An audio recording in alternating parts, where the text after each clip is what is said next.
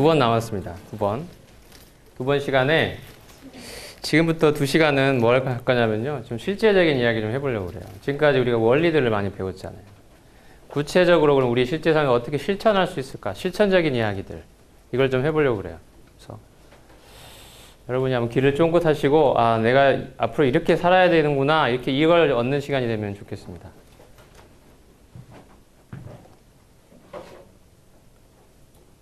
자, 먼저, 자, 이걸 다시 한번 강조하는 거예요. 그리스도께서 내 마음의 참된 주인이 되셔야 한다. 아무리 강조해도 지나치지 않습니다.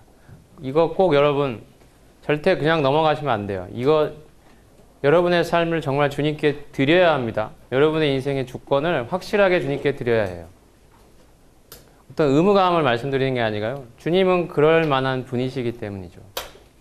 그분의 부활을 통하여 그분이 우리의 주인 되시기에 너무도 마땅한 합당한 영광의 주권자라는 사실을 우리에게 나타내 주셨어요. 우리는 그분의 어떠하심 앞에서 내 삶을 무릎을 꿇고 그분 앞에 굴복하는 것입니다. 그분의 영광을 보면서, 그분의 주권 앞에서, 그분의 어떠하심을 보면서 우리도 모르게 그분 앞에 무릎을 꿇게 되는 것입니다.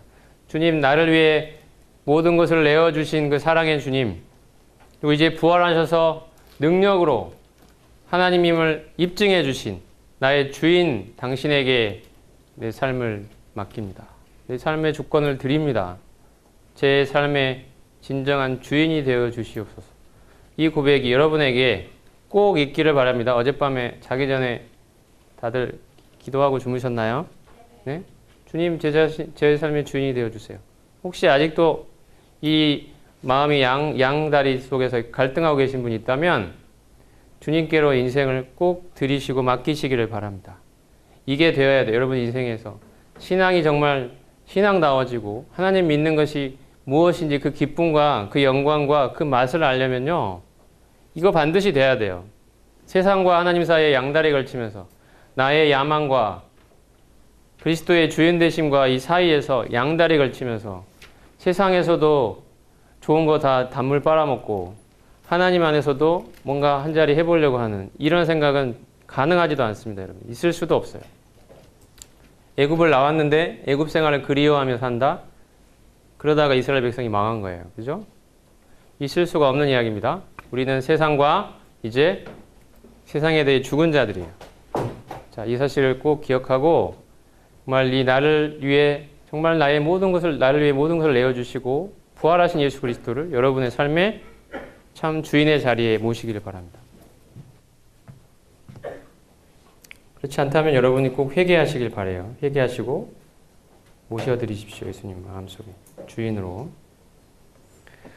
자, 이 이야기 한번 해드릴게요. 이게 사진이 하나 있네요. 이게 무슨 사진 같아요? 뭐 하고 있는 것 같아요, 여러분? 달리기? 이 밑에 이게 뭐가 보이지 않아요? 외줄타기 하고 있어요. 맞아. 여기서 달리기를 한다고요? 뭐 가능할 수도 있겠죠. 실력이 좋은 사람이라면. 이 사람은 누구냐? 이름은 찰스 블론딘이라는 사람입니다. 1859년 6월 30일에 일어났던 일인데요. 이 어디냐면 장소는 나이아가라 폭포. 여러분 나이아가라 폭포 아세요? 나이아가라? 미국과 캐나다를 연결하는 거대한 5대5라는 폭포가 있잖아요. 그 사이에. 나이아가라 폭포는 미국과 캐나다에 걸쳐 있는 세계적인 규모의 거대한 폭포죠. 그 위에다가 이 외줄을 걸어놓고 장대 하나 들고 왔다 갔다 하는 일을 아주 잘했던 사람입니다. 정말 실력이 좋았어요. 굉장히 유명한 인사가 됐어요. 이 사람은 줄 위에서 못하는 게 없었는데요. 자전거를 타고 위에 올라가기도 하고 뛰었는지는 잘 모르겠어요. 거기 위에서 아까 누가 뛴 것 같다 그랬는데 자전거도 타고 눈을 가리고 줄을 타기도 하고 대단하죠? 손수레를 밀면서 타기도 하고 자전거도 타고 또 외줄 중앙에 앉아서 오믈렛을 먹기도 했대요. 요리도 해서 먹었어요. 그에 이렇게 앉아가지고 밑에는 완전 천길낭 떨어진대. 이렇게 되게 실력이 좋아서 되게 유명해졌는데 어느 날 이 사람이 그런 고개를 다 마치고 갑자기 사람들을 모아놓고 그 줄 앞에서 사람들한테 이야기했어요. 여러분, 제가 만약 어떤 사람을 등에 업고 이 줄을 건너간다면 가능할 거라고 여러분 믿으십니까? 라고 했어요. 사람들이 뭔가 새로운 걸 보여주나 보다. 야, 지금까지 안 했던 새로운 걸. 사람을 등에 업고 걷는다고? 야, 대단한데? 그러면서 저 사람은 할 수 있어. 믿습니다. 막 그런 거예요. 당신이 그걸 할 수 있을 것이라고 믿습니다. 막 그랬어요. 우리와 같이 박수를 치면서 야, 이제 좀 보여주나 보다. 그랬더니 이 사람이 뭐라 했냐면 자, 그렇다면 내 등에 엎일 사람 손 들고 나오세요. 그랬어요. 여러분 누가 나왔을 것 같아요? 어떤 반응이 있는지 상상이 되십니까? 갑자기 사람들이 조용해지기 시작했어요. 그리고 그 환호성을 치던 사람들이 장내가 조용해지고 갑자기 눈을 내려깔기 시작했어요. 왜요? 혹시 눈 마주치면 나오라 그럴까봐. 당신 나오세요 이럴까봐 다 눈을 내리깔고 혹시 나 부를까봐 눈을 내리깔고 쥐죽은 듯이 조용해진 거예요. 근데 저 뒤에서 한 사람이 손을 들고 이렇게 앞으로 나왔습니다. 이 사람이에요. 지금 등에 엎였잖아요. 이 사람의 이름은 해리 콜코드. 누구냐면요. 이 사람 어렸을 때부터 친구. 우리가 흔히 불알 친구라고 그러잖아요. 그죠? 내가 너무 상스러운 말을 했나? 어릴 때부터 잘 아는 친구. 얘가 어떤 사람인지 잘 알고 있는. 어떻게 살아왔고 무엇을 좋아하고 그동안 누구를 만났고 잘 알고 있는 아주 친구죠. 이 친구가 손을 들고 나온 거예요. 너라면 할 수 있어. 여러분 성공했을까요? 네. 성공했으니까 사진이 찍혀 있겠죠. 실패했다면 떨어져 죽었을 테니까 둘 다 죽었을 거죠. 성공했어요. 아주 당당하게 성공했습니다. 자, 여러분에게 묻고 싶은 게 이거예요. 이 사람이 내가 어떤 사람을 등에 업고 이 줄을 건너갈 수 있을 것이라고 믿으십니까? 하고 했을 때 믿는다고 고백했던 사람들은 정말 믿은 것입니까? 믿은 거예요? 정말 믿었다면 손을 들고 나와야 되겠죠. 믿었다면서요. 건너갈 수 있을 것이라고. 근데 왜 사람들이 아무도 손을 들지 않았죠? 한 사람만 빼고. 그 사람들 믿은 겁니까? 믿은 거 맞아요? 그냥 그들에게는 그저 지식이었을 뿐이죠. 그냥 자기의 삶을 거기에 맡길 수 없는 그냥 한낱 아무 능력 없는 이름뿐인 지식이었어요. 그가 그 줄을 건널 수 있을 것이라는 것은 어딘가에서 들었던. 여러분 예수님 믿는다는 것이 무엇인지 아시겠어요? 예수님 믿는다는 것은 예수님께 내 삶의 운명을 맡기는 것을 말해요. 그냥 예수님이 하신 일이 그런 일이 사실이야 라고 그냥 머리로만 끄덕끄덕하고 내 삶을 그분께 맡기지 못하고 있다면 그거는 믿는 게 아니에요. 여러분. 정말 여러분 예수님 믿으십니까? 여러분의 이 땅에서의 삶뿐 아니라 여러분의 영원한 운명을 예수님 손에 맡길 수 있겠어요? 이 자칫 잘못 맡겼다가는 떨어져 죽을 거예요. 인생이 망할 거예요, 여러분. 그런데도 여러분 예수님께 여러분의 인생을 맡길 수 있어요? 예수님이 누구시길래 맡기려고 하는 거죠? 예수님은 맡길 만한 분입니까, 여러분? 여러분의 삶에서 예수님은 누구예요? 어떤 분이에요? 여러분의 인생을 정말 믿고 맡길 수 있는 분입니까? 여러분이 삶의 주권을 그분께 내어드릴 수 있겠어요? 이게 예수님 믿는 겁니다. 이게 되는 사람이 믿는 거예요. 그렇지 않은 사람은 믿는다고 말하지 마세요. 그건 믿는 게 아니에요. 그래서 이 찰스 블론딘의 말 앞에서 말로만 믿는다고 말했던 사람들처럼 똑같은 거예요. 실제로는 믿지 않았던 사람들. 우리가 예수님 믿는다는 것도 마찬가지입니다. 예수 그리스도 그분께 나의 인생을 맡길 수 있냐. 이게 예수님 믿는 겁니다, 여러분. 그렇지 않다면 회개하라고 하시는 거예요. 그게 왜냐하면 죄니까. 예수님 믿지 않는 게 죄니까. 예수님을 여러분의 인생을 맡길 수 없다고 생각하는 것이 죄니까. 내가 여전히 내 인생을 책임지고 살아가야 되겠다고. 내가 붙들고 움켜쥐고 있는 것이 죄니까 그 죄를 회개하라고 하시는 거예요. 여러분 예수님 믿지 않는 걸 회개하십시오. 단순히 머리에 지식으로 그냥 나 예수님 믿어요. 나 부인하지 않고 그냥 다 인정해요. 이 정도 말하는 거 아니란 거 여러분 금방 아시겠죠? 그거는 아까 그 관중들의 환호성과 다를 바가 하나도 없어요. 정말 예수님께 내 삶의 주권을 내어드리고 내가 이 땅에서의 삶뿐 아니라 영원한 운명까지도 그분 발 앞에 맡길 수 있느냐는 거죠. 이게 예수님 믿는 겁니다. 여러분 예수님 정말 믿는 자가 되기를 바랍니다. 이게 안 되신 분들은 회개하셔야 돼요. 정말 예수님 믿지 않고 있는 것에 대해서 여러분 회개하셔야 됩니다. 하나님께서 이번 집회 가운데 여러분의 심령에 정말 예수님은 믿을 만한 분인가, 내 인생을 맡길 수 있을 만한 분인가에 대해서 분명한 해답을 주시기를 바랍니다. 여러분 마음속에 큰 결심이 있기를 바랍니다. 아직 이것이 해결되지 않은 분들에게 하나님이 지금 이 순간 도전하고 계신다고 생각하세요. 여러분의 심령에. 내가 너의 주인 맞니? 너 나 믿는 거 맞니? 너 나 믿는 자 맞니? 혹시 아직도 못 믿고 있는 거 아니야? 나한테 맡겼다가 손해볼 것 같아서, 실패할 것 같아서, 망할 것 같아서, 실패자 될 것 같아서, 낙오자 될 것 같아서 못 믿고 있는 거 아니야? 못 맡기고 있는 거 아니야? 하나님이 여러분의 마음에 지금 묻고 계십니다. 여러분의 인생을 나를 위해 죽고 부활하신 그리스도 앞에 맡길 수 있겠습니까?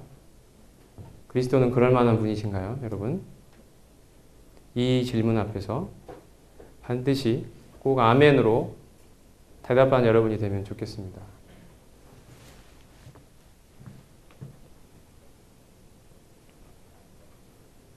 그 다음에 나는 죽고 그리스도께서 사시도록 해야 한다. 이걸 말씀드리고 싶어요. 자, 갈라디아서 2장 20절 같이 읽겠습니다. 시작. 내가 그리스도와 함께 십자가에 못 박혔나니 그런즉 이제는 내가 사는 것이 아니요 오직 내 안에 그리스도께서 사시는 것이라. 이제 내가 육체 가운데 사는 것은 나를 사랑하사 나를 위하여 자기 몸을 버리신 하나님의 아들을 믿는 믿음 안에서 사는 것이라. 이게 예수님 믿는 자의 고백입니다. 나는 죽고 나를 위해 살아온 나는 죽고 내가 주인 되어 살아온 나는 죽고 죄의 종노릇하며 살던 그 나는 옛사람의 나는 죽고 이제 내 안에 누가 사신다고요? 예수 그리스도께서 내 주인으로 사신다는 거예요. 그분이 내 인생의 주인이시라는 거예요. 그분이 내 인생을 이끌어 가신다는 거예요. 나는 죽고 예수님이 내 안에 사신다는 것입니다. 이제 내가 사는 것은 나를 위해 모든 것을 내어주신 이 하나님의 아들 예수 그리스도를 믿는 믿음으로 산다고 그랬잖아요. 이게 믿는 거예요. 여기서 말하는 믿음이 아까 그 믿음을 말하는 거예요. 단순한 지식만을 말하겠습니까? 여러분의 인격에, 여러분의 마음에 역사하고 있는 그 살아있는 믿음을 말하는 것입니다. 예수 그리스도를 끝없이 의지하게 만들고 때로 실패하여 넘어진다 할지라도 다시 일어서서 그리스도를 붙들게 만드는 그 살아있는 믿음을 말하는 것입니다. 끝없이 예수 그리스도를 믿는 거, 계속해서 믿는 거, 지속적으로 믿는 거, 내 죽는 그날까지 끝없이 예수 그리스도를 의지하고 있는 거, 내 인생을 그분을 믿고 의지하여 의탁하고 있는 거, 이게 예수님 믿는 겁니다. 이거 해내는 거죠.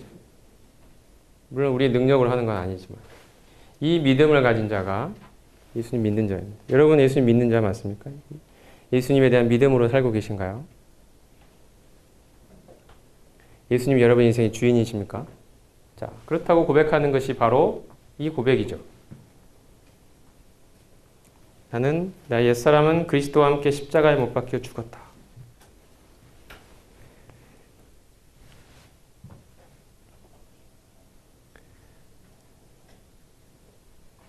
자, 이 이야기도 한번 해보려고 하는데요. 자, 우리가 항상 제가 읽어드릴게요. 예수 죽인 것을 몸에 짊어짐은 예수의 생명도 우리 몸에 나타나게 하려 함이라. 우리 산자가 항상 예수를 위하여 죽음에 넘기움은 예수의 생명이 또한 우리 죽을 육체에 나타나게 하려 함이라. 사도 바울이 여러분 굉장히 많은 어려움 속을 살아갔던 거 아시잖아요. 마치 죽을 것만 같은 위기를 여러 차례 겪었죠. 삶이 평탄하지 않았어요. 삶에 많은 고난이 있었어요. 많은 어려움들이 있었습니다. 사도 바울의 마음에 하나님이 나에게 이런 죽을 것 같은 이런 상황들을 허락하시는 이유를 어느 날 알게 된 거예요. 이 고백이 그 고백입니다. 하나님이 왜 나를 그런 상황으로 하나님이 나를 몰아가실까? 정말 죽을 것 같은 그 상황으로. 근데 하나님이 그때 그 상황에서 사도 바울에게 배우게 해주신 것이 있는데 그게 뭐냐면 자기 자신을 죽음에 내어주는 거예요. 여기 죽음에 넘겨왔다 그랬잖아요. 죽음에 내어주는 거. 무슨 뜻이냐면 내가 죽은 자라고 받아들이는 걸 말해요. 우리는 하나님이 나에게 어떤 어려움을 주시면 우리는 살려고 발버둥치죠. 버티죠. 저는 죽을 수 없어요. 제 자존심 내려놓을 수 없어요. 제 뜻 꺾을 수 없어요. 제 생각, 이걸 내려놓을 수 없어요. 저는 이걸 붙들고 끝까지 살 거예요. 이러면 하나님 앞에 버팁니다. 이게 우리의 모습이에요. 이게 죽지 않으려고 살려고 발버둥치는 우리 모습이에요. 근데 하나님은 사도 바울에게 이런 상황들을 허락하셔서 어떻게 하셨냐면 사도 바울에게 내가 죽은 자라고 고백하게 그 고백을 이끌어내신 거예요.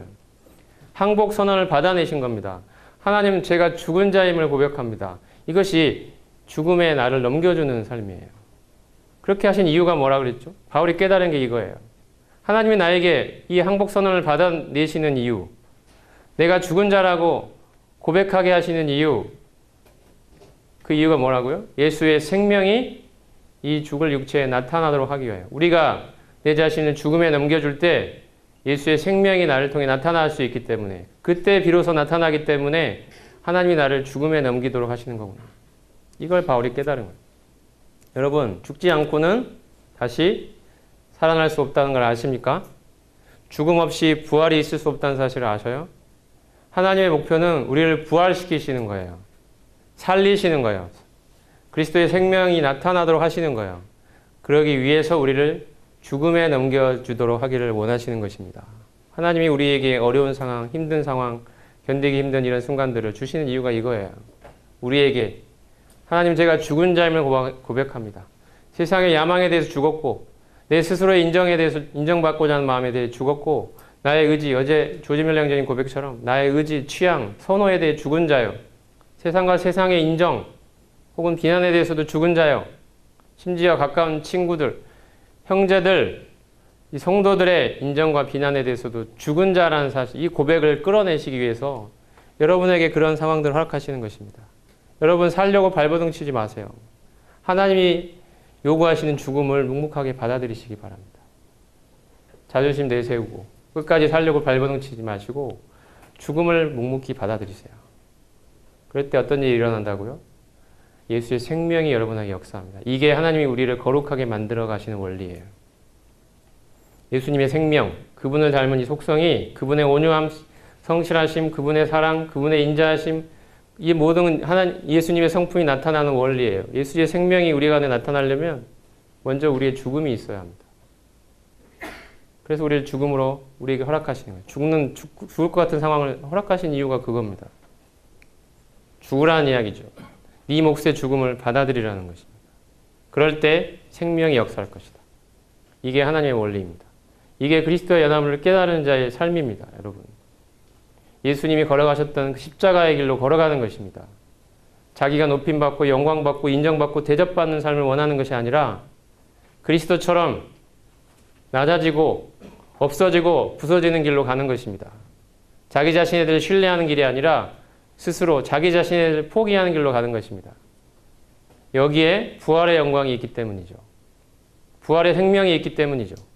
이 길로 하나님 우리를 부르시고 계신 거죠. 그리스도인은 다 그 길로 가게끔 되어 있습니다. 우리가 안 가려고 버티면 버틸수록 그 부활의 생명은 우리에게 나타나지 않아요. 왜 우리 가운데 주님을 닮은 모습이 안 나타납니까, 여러분? 그것은 우리가 죽으려 하지 않기 때문이죠.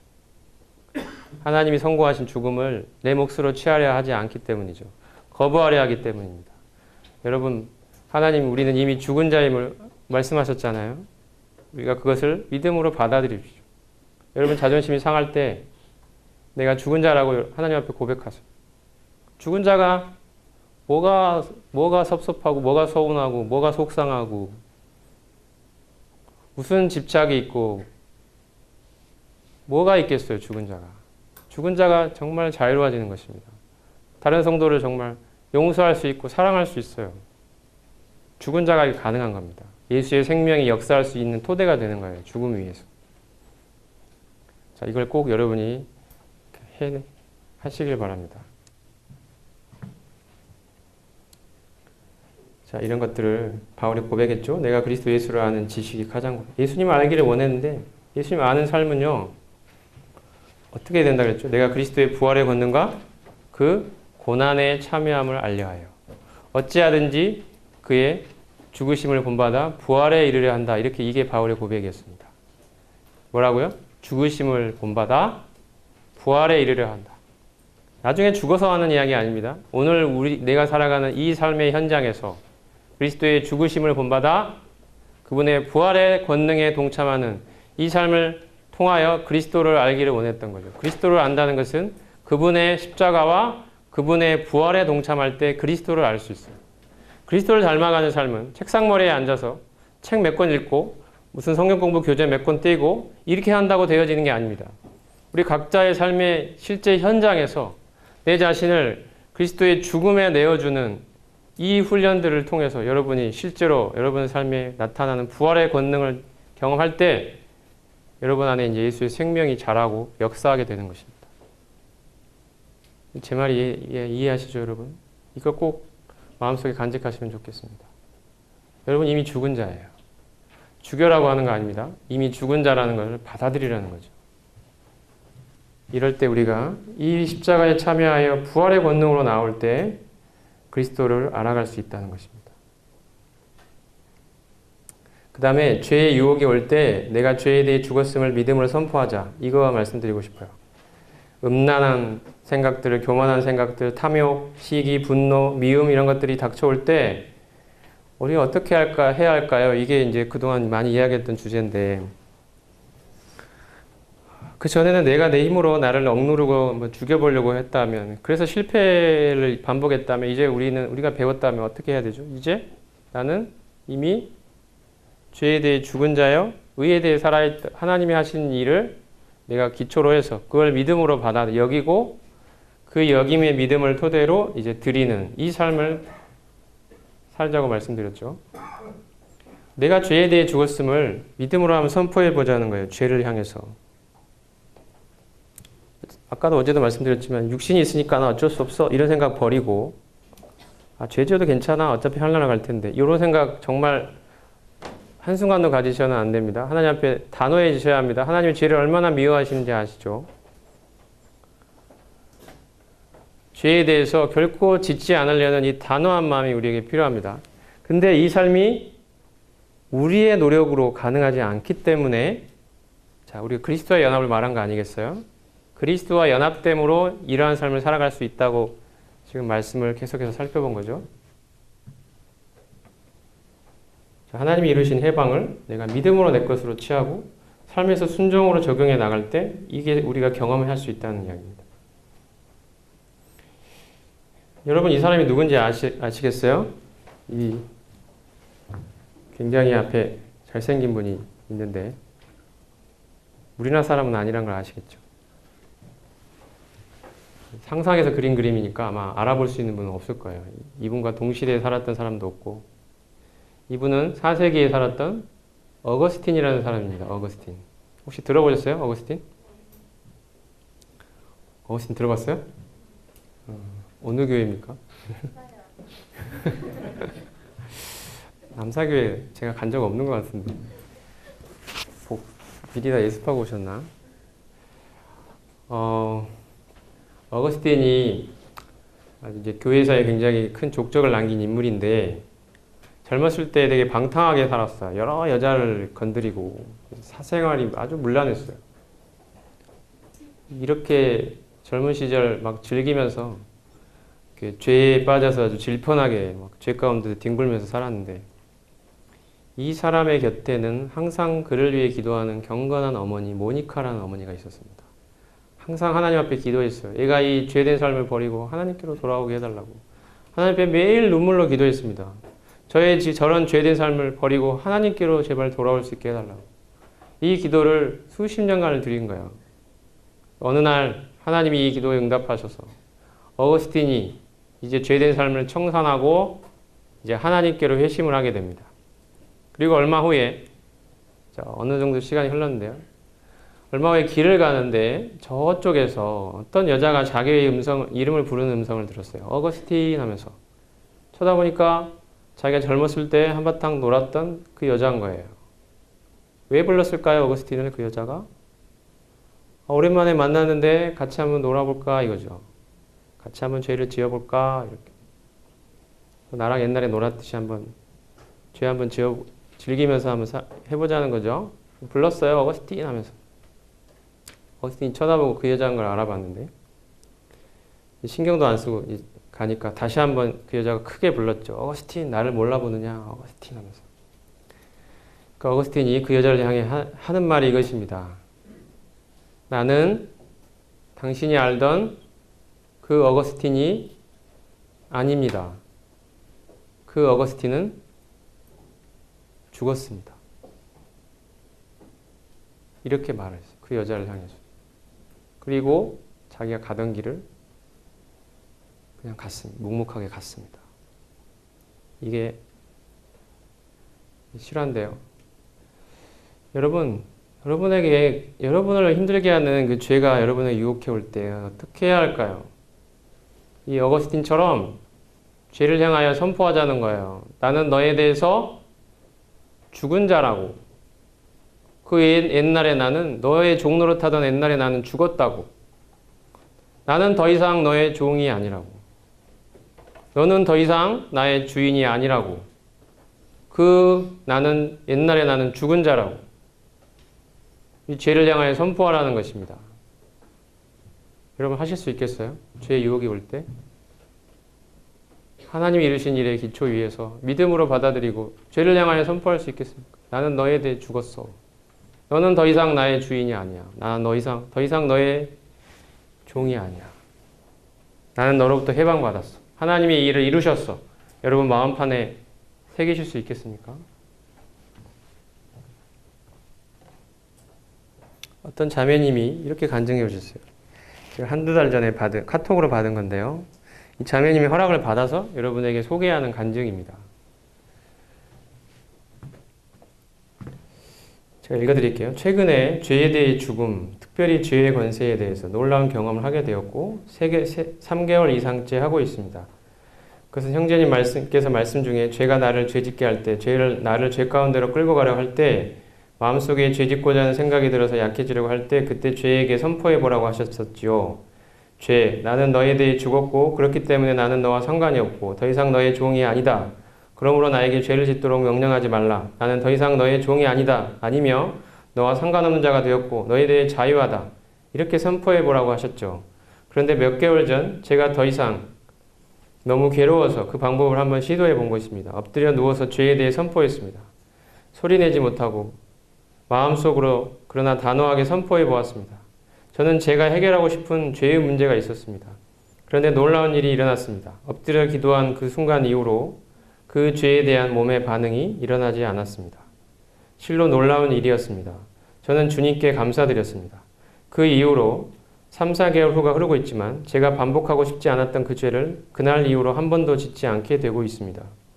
마음속에 살짝 한 번씩 생각이 날 때가 몇 번 있었지만 0.1초 내에 사라집니다. 물론 현재 진행형이고 고작 몇 개월밖에 되지 않았지만 그 방법이 저에게 승리를 준다는 것을 알게 되었다는 것은 저에게 정말 놀라운 경험이며 또 힘이 되고 있습니다. 여러분 이 자매님뿐만이 아닙니다.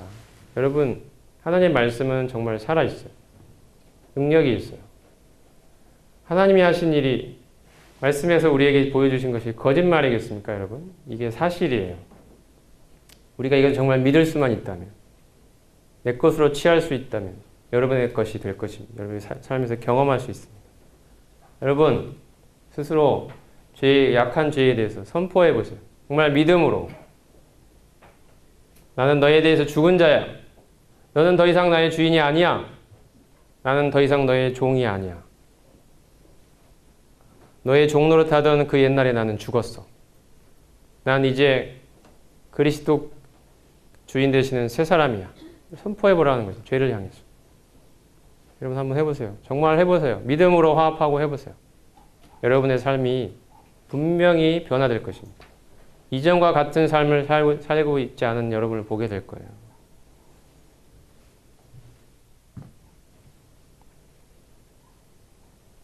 끝났네요. 다음 시간에 기도하겠습니다. 하나님 감사합니다. 저희를 죄에 대해 죽이셔서 감사합니다.